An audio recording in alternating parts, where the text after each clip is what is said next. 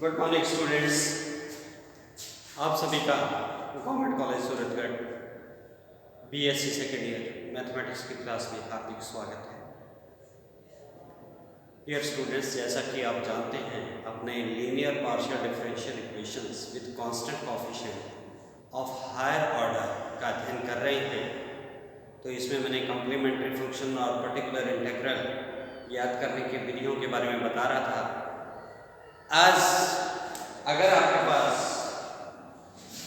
Equation जो है F D D dash Z is equal to any function of A x plus B Y के form में दे रखा है, यानी कि जो राइट हैंड साइड है that is any function of A x plus B Y, जैसे sine of 2x plus 3y।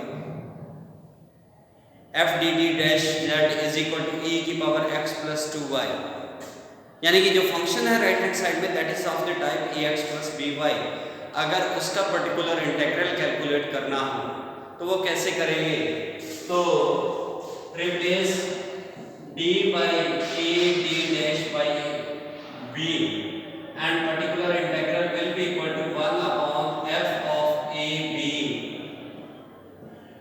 Integration phi d dt provided f a b is not equal to 0 या phi a b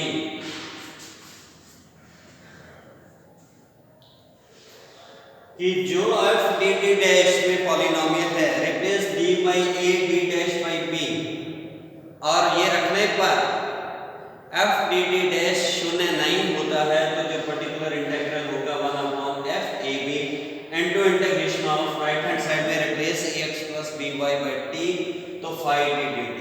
जितना order of differentiation है उतने बार आप उसे integrate कर दीजिए तो आपके पास पर्टिकुलर इंटीग्रल आ जाएगा। लेकिन if f a b is equal to 0 हो जाता है, यानी कि d को a से और d डैश को b से रिप्लेस करने के बाद f a b 0 होता है, then differentiate f d d dash with respect to d partial. f d d dash को d के सापेक्ष आंशिक अवकलन कीजिए। अब कैलकुलेट कीजिए f डैश a b, जो f d d डैश को d के सापेक्ष आंशिक अवकलन करने के पश्चात आपके पास f डैश आया है, इसमें आप d की जगह a और b की जगह d डैश की जगह b रखिए। अगर f dash a b not equal to 0 रह जाता है तो जो आपका पर्टिकुलर इंटीग्रल होगा that will be equal to 1 upon f dash a b into x integration phi d dt and so, यानी कि जो अपने पास राइट हैंड साइड है x प्लस बी वाई उसे t से रिप्लेस कीजिए और उतनी बार इंटीग्रेट करिए। अगर अपने पास f डैश a b भी 0 हो जाता है तो फिर से क्या कीजिए, differentiate f dash d d dash again partially with respect to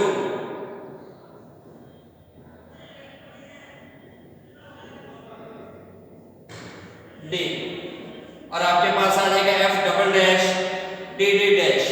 तो f double dash a b अब कैलकुलेट कीजिए।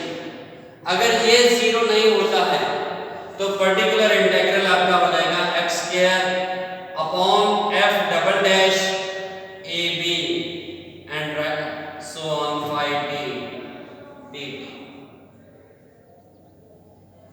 तो मैं फिर से रिपीट कर रहा हूं कि अगर आपके पास जो पार्शियल डिफरेंशियल इक्वेशन दे रखी है वह है f d d dash z is equal to any function of ax plus by, यानी कि राइट हैंड साइड आपके पास ax प्लस by के टर्म्स हैं, जैसे मैंने एग्जांपल में कहा e की power 2x plus 3y sine of x minus y log of ax plus by, ऐसा कुछ भी हो सकता है। तो आपने क्या करना है, d को a से रिप्लेस कीजिए, d डैश को b से रिप्लेस कीजिए, यानी कि जो कोएफिशिएंट ऑफ y है। और अगर f a b 0 नहीं हो जाता है, f a b डैश में d की जगह a, d डैश की जगह b रखिए, अगर f a b शून्य नहीं हो जाता तो जो पर्टिकुलर इंटीग्रल होगा 1/f a b integration of phi dt, t can replace this ax plus by by t। और कितनी बार इंटीग्रेशन करना है, जो आपके पास उच्चतम कोटि का अवकलज है उतने बार इसे इंटीग्रेट कीजिए, t के सापेक्ष आपके पास रिजल्ट आ जाएगा। In case f a b 0 हो जाता है तो फिर क्या करिए, f d d डैश को d के सापेक्ष पार्शियली डिफरेंशिएट कीजिए और f dash d d dash calculate कीजिए। और f dash d d dash calculate करने के बाद d की जगह a और d डैश की जगह b रखिए। अब अगर f डैश a b 0 नहीं आता है तो आपका जो पर्टिकुलर इंटीग्रल होगा वो होगा x upon f dash a b integration of phi dt, फिर से उतनी बार इंटीग्रेशन जितना ऑर्डर ऑफ डिफरेंशिएशन। अगर आपके पास ये f डैश a b भी शून्य हो जाता है तो फिर से f dash d d dash जो आपने पहले स्टेप में कैलकुलेट किया था उसे पार्शियली डिफरेंशिएट कीजिए, किसके सापेक्ष, d के सापेक्ष। आपके पास f डबल डैश आ जाएगा, उसमें फिर से f double dash a b calculate कर कीजिए। अगर यह नॉन जीरो रहता है तो जो आपका पर्टिकुलर इंटीग्रल होगा x square upon f double dash a b integration of y dt। और इस तरीके से आप करते जाएं जब तक कि f ए बी या f डैश ए बी या f double dash a b या f triple dash a b शून्य नहीं हो जाता। तो आप इस प्रकार से उसका जो पर्टिकुलर इंटीग्रल है ज्ञात कर सकते हैं। मैं एक न्यूमेरिकल प्रॉब्लम लेता हूं।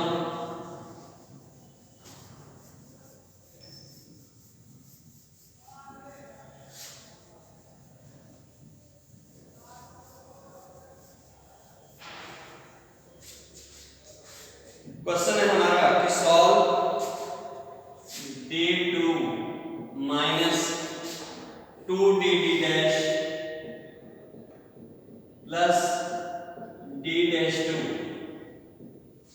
of z is equal to e raised to power x plus 2y plus x।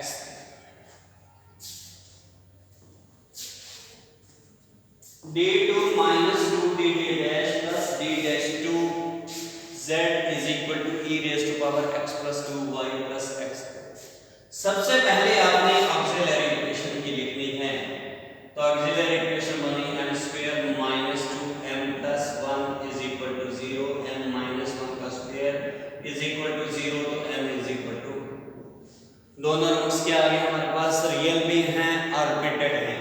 तो आपका complementary function phi1 y plus m1x, तो y plus x plus x into phi2 y plus x।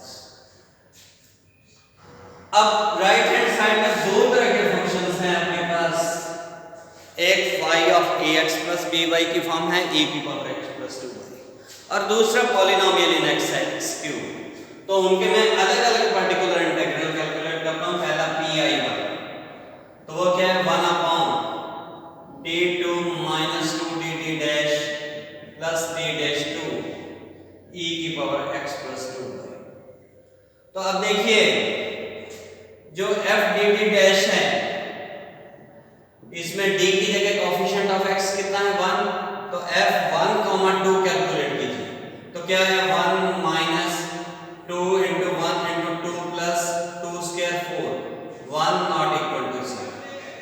तो not equal to 0 आ गया, तो particular integral जो बना आपके पास 1/4 integration कितना ऑर्डर ऑफ डिफरेंशिएशन है, 2 है, तो 2 बार इंटीग्रेशन x plus 2y को t रखिए तो e की पावर t dt। तो ये क्या आ गया, पर्टिकुलर इंटीग्रल 1/4 e की पावर t का इंटीग्रेशन पहली बार करेंगे तो e की पावर t ही रहा, एज इट इज रहा। दोबारा से इंटीग्रेशन किया तो 1/4 e की पावर t, t का मान वापस रखिए, आपके पास आ गया e की पावर x plus 2y। इसी प्रकार से आप दूसरा जो है फंक्शन x³ है, पॉलिनोमियल इन x है, तो particular integral to 1 upon d2 minus 2 dd dash plus d dash का स्क्वायर ऑफ x³। तो ये क्या बना 1 upon d minus d dash का स्क्वायर x³। ये बना 1 अपॉन d2 कॉमन ले लिया आपने और बाकी ये बना 1 minus d dash upon d की power minus 2x³।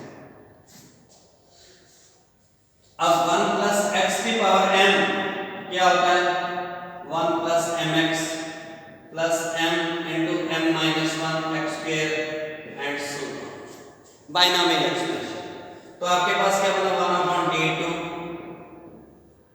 1 plus m की जगह पर कितना है माइनस 2 इंटू x की जगह पर minus d dash upon d plus m into m minus 1 by factorial 2।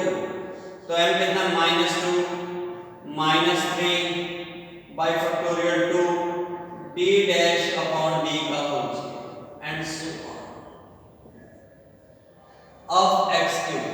तो since d dash of x³ is 0, so d dash 2 d dash 3 and so on इन सारों को हमने क्या किया नेग्लेक्ट कर दिया। तो नेग्लेक्ट करेंगे तो ये अपने पास आ गया 1 upon d2 as it is 1 into x³ next d dash of x³ क्या हो गया 0 हो गया, तो बाकी सारी वैल्यूज इसके बाद वाली 0। तो x³ को दो बार इंटीग्रेट कीजिए क्योंकि d2 है तो ये कितना बनेगा x की पावर 5 अपॉन 20। तो जो आपका सॉल्यूशन आया z is equal to complementary function plus pi1 plus pi। दोनों पर्टिकुलर इंटीग्रल क्योंकि दो अलग अलग तरह के फंक्शंस थे तो हमने अलग अलग उनके पर्टिकुलर इंटीग्रल कैलकुलेट किए। तो ये आ गया pi1 y plus x plus x y2 y plus x plus 1/4 e की power x plus 2y plus x की पावर 5 अपॉन 20। तो इस प्रकार से हम दी गई पार्शियल डिफरेंशियल इक्वेशन का हल प्राप्त कर सकते हैं। तो आज इतना ही, कल और प्रॉब्लम लेकर आपके सामने आएंगे। Thank you.